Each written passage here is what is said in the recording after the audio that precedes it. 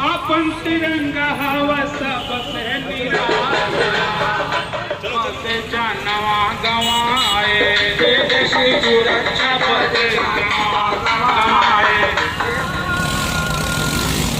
आगे आगे निकला है गड़ियन के आगे निकला था आगे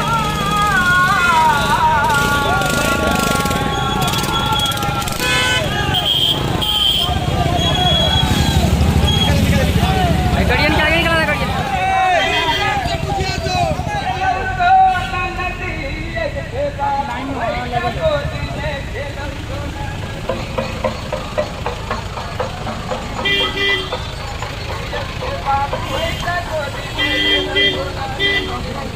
शहीद राम समूह यादव अमर रहे पीवीसी मनोज कुमार जिंदाबाद जिंदाबाद जिंदाबाद पीवीसी मनोज कुमार जिंदाबाद जिंदाबाद जिंदाबाद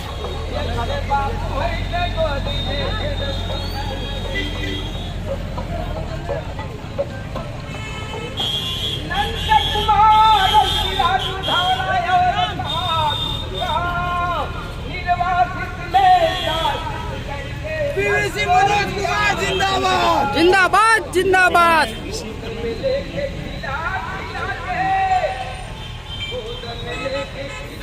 भारत माता की भारत माता की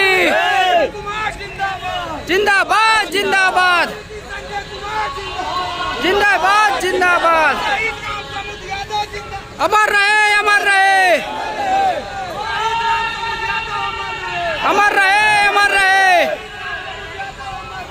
अमर रहे अमर रहे अमर रहे अमर रहे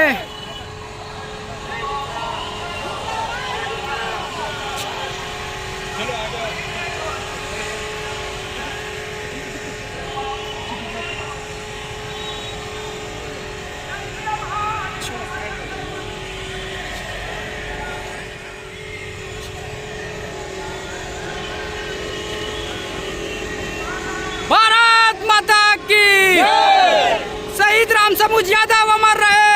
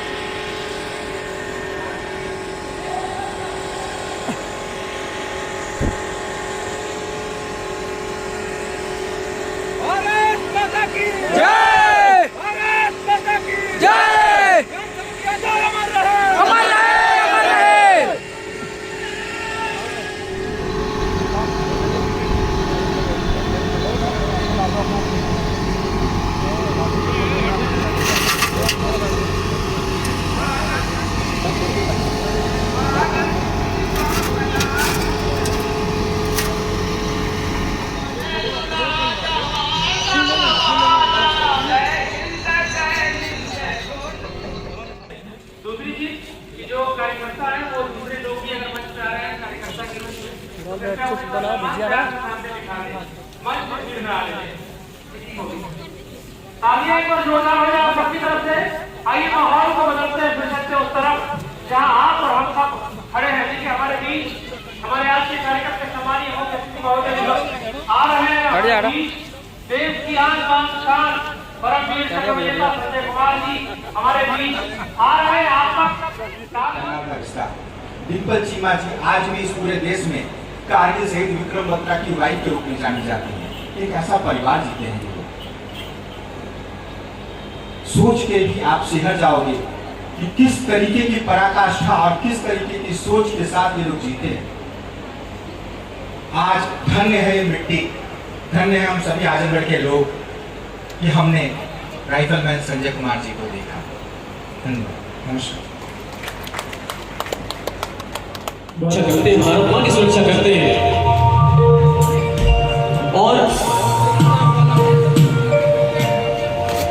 एक समय आता है जब ये सुनते हैं कि वो नहीं है, चंद बोलाएंगे, उसके बाद हमें बुलाएंगे। ये निकले भाई प्यास लगा अब तुम्हारे हवाले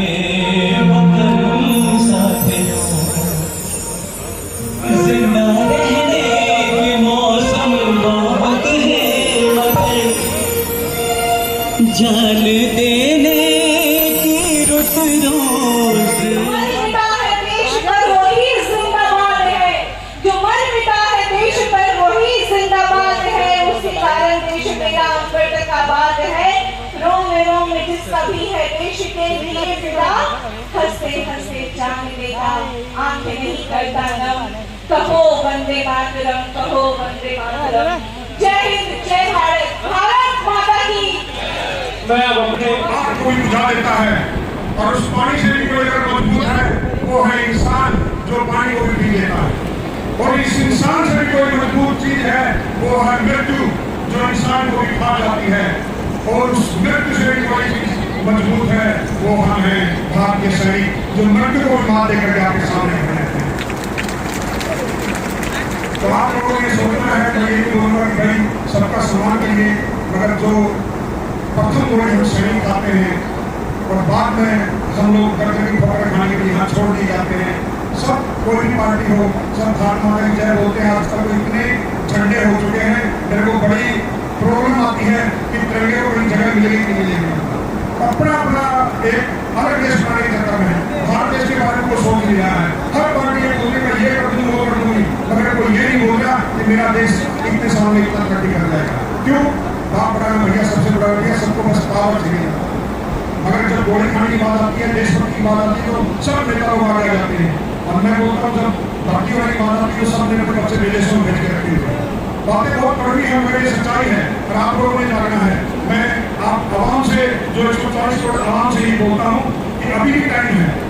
आज 10-15 साल पहले हमारे पास जब मोबाइल लिया, हमने जब लड़ाई नहीं करते कुछ दिखाई चिट्ठी में कोई संदेश जाने कौन सा देश। उस परिस्थिति में भी हम लोगों ने किसके लिए? आप सबके लिए। सेना के आगे जो सेना है वो आप लोग हो। हंसते हंसते हम इसलिए सही जाते हैं कि सभी लोगों के बाद में हमारे परिवार को आप संभाल लोगे।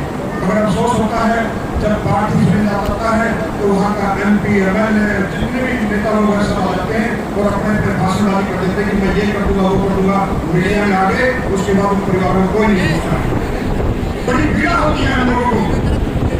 क्यों हम लोगों को चलाना नहीं चाहते? चलाने के लिए बोलने जाते हैं तो फिर बोलने लगने वाली कि 50 लाख दे नहीं, वो दिल्ली सरकार ने दिया था।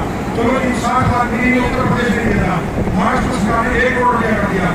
ये कोई आसान नहीं हो रहा, हमारे ऊपर 1 करोड़ रुपया कर दिया।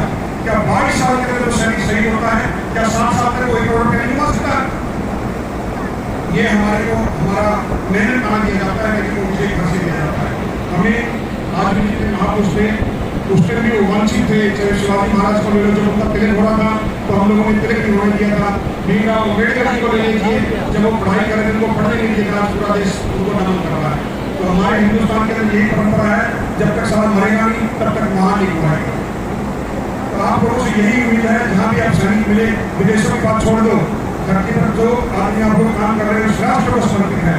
क्योंकि ये जो वर्दी पहनी हुई है वर्दी बेदाग है और जिस दिन से दाग लग जाएगा दोबारा हम गुलामी की नजरों में निकल जाएंगे। आप लोगों ने देखना है, मैं बहुत सी जगह सम्मान देता हूँ, मैं हमेशा बोलता हूँ कि झंडा वही लहराएगा जिसने करप्शन नहीं किया होगा। करप्शन करने वाले बहुत से बंदे हैं, झंडा लगाते हैं। मैं सभी से अनुरोध करता हूँ अपने इंदिरा आत्मा में एक सोच करके फिर झंडे को हाथ लगा करो कि नहीं ये राष्ट्र की हमारी आन बादशाह है, मैं इस काबिल हो गया जब मैं झंडा पास हूँ। तो आप सभी से मेरा यही अनुरोध है कि जहाँ पर भी शरीक मिले उनका हार्दिक अभिनंदन करें, क्योंकि आज भी इस कंडीशन में भी हमारा एक ही कर्तव्य है, हर कदम इस राष्ट्र को स्थापित है। मैं हमारे प्रमोद भाई साहब को धन्यवाद बोलता हूँ। हमने राम और भाग की कहानी सुनी थी, मगर आज साक्षात आपके सामने एक भक्त है जो अपने भाई की फोटो को एक चरण पादुका को मान करके और हर साल ये कार्यक्रम करता है। हिंदुस्तान के अंदर एक पहला भाई है जो अपने भाई को पूर्ण समर्पित है। बाकी बहुत सही परिवार है हमारे, मगर ऐसा कार्यक्रम कोई नहीं कराता। आप लोगों ने इस चीज को बढ़ चढ़ के भाग लेना है, क्योंकि शहीदों के ठिकानों पर लगेंगे हर वर्ष मेरे वतन कर्मा मिलने वाला बड़ी बात।